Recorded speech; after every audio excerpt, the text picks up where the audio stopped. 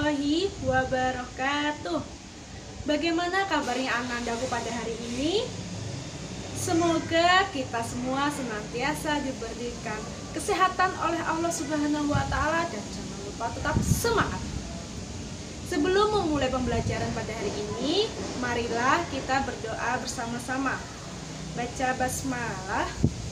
Bismillahirrahmanirrahim. Anandaku semuanya, pada pekan yang lalu hampir 1 bulan kita sudah membahas tentang secara keseluruhan kerajaan Hindu. Nah, pada hari ini kita mulai babak yang baru, yaitu tentang kerajaan dan peninggalan agama Buddha. Agama Buddha ini berasal dari India. Agama Buddha masuk ke Indonesia, khususnya Pulau Jawa, sekitar abad ke-5 Masehi. Pada tahun 423, Biksu Gunawarman datang ke Indonesia, ke Pulau Jawa, untuk menyebarluaskan agama Buddha. Ia memperoleh perlindungan dari penguasa setempat. Usaha Biksu Gunawarman ini berjalan dengan lancar untuk menyebarkan agama Buddha. Agama Buddha ini masuk ke Indonesia bersamaan dengan agama Hindu. Agama Hindu berkembang setelah agama Buddha. Hanya saja persebaran agama Hindu lebih cepat dibandingkan dengan agama Buddha. Hal ini terbukti dengan banyaknya peninggalan-peninggalan dan kerajaan agama Hindu. Agama Buddha pusat persebarannya hanya sekitar wilayah Pulau Jawa dan Pulau Sumatera. Apa saja ya peninggalan kerajaan Buddha ini? Ini dia peninggalan-peninggalan kerajaan Buddha.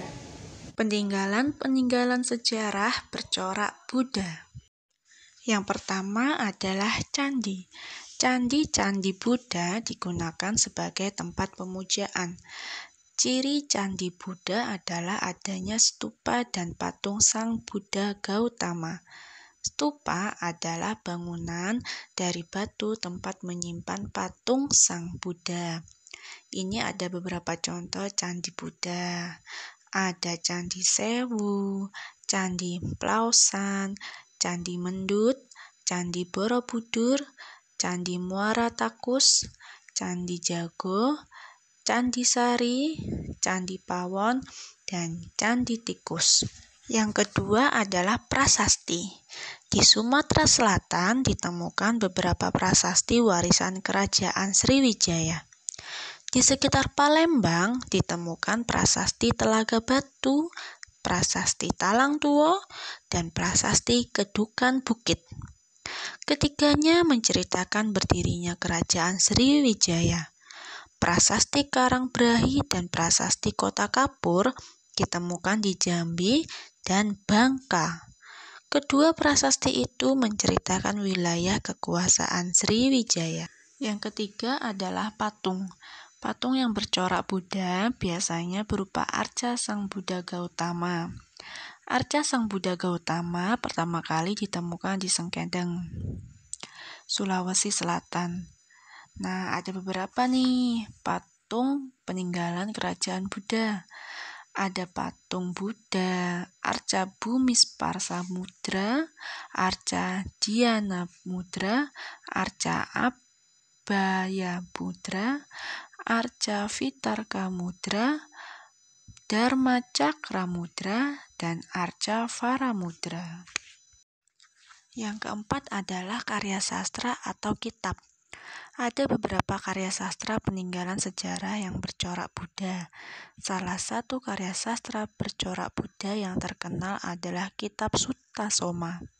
Kitab ini dikarang oleh Empu Tantular. Kitab Sutasoma menceritakan kisah Raden Sutasoma. Kisah ini mengajarkan pengorbanan dan belas kasih yang harus ditempuh seseorang untuk mencapai kesempurnaan tertinggi. Salah satu ungkapan yang terkenal dari Kitab Sutasoma adalah Bhinneka Tunggal Ika Tanhana Dharma Mangrwa. Nah, Karya sastra atau kitab-kitab peninggalan sejarah yang bercorak Buddha seperti Kitab Negara Kertayama, Kitab Sutasoma, Kitab Pararaton, Kitab Ranggalawe, dan Kitab Arjuna Wiwaha. Yang kelima adalah tradisi. Tradisi agama Buddha yang sekarang ini kita jumpai banyak dipengaruhi oleh budaya Cina. Tradisi agama Buddha yang ada misalnya berdoa di wihara. Tradisi lain agama Buddha yang masih ada adalah ziarah. Ziarah dilakukan dengan mengunjungi tempat suci leluhur seperti candi. Kegiatan yang dilakukan pada saat ziarah adalah membaca doa dan membawa sesajen. Nah, itu tadi materi kita pada hari ini. Kalian bisa memahami materi pada hari ini dengan membaca modul IPS kalian pada halaman 94 sampai 96. Untuk lebih mendalami pembelajaran pada hari ini, Ustazah punya tugas untuk kalian. Ini dia tugasnya.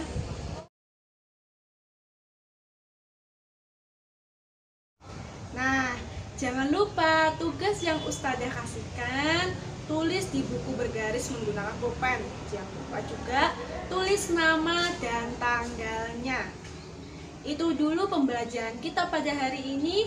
Kita akhiri dengan mengucapkan hamdalah. Alhamdulillahirabbil alamin. Alhamdulillah. Cukup sekian dari Ustazah Sari. Semoga apa yang Ustazah sampaikan bisa menambah wawasan kalian tentang sejarah Buddha. Ustazah akhiri.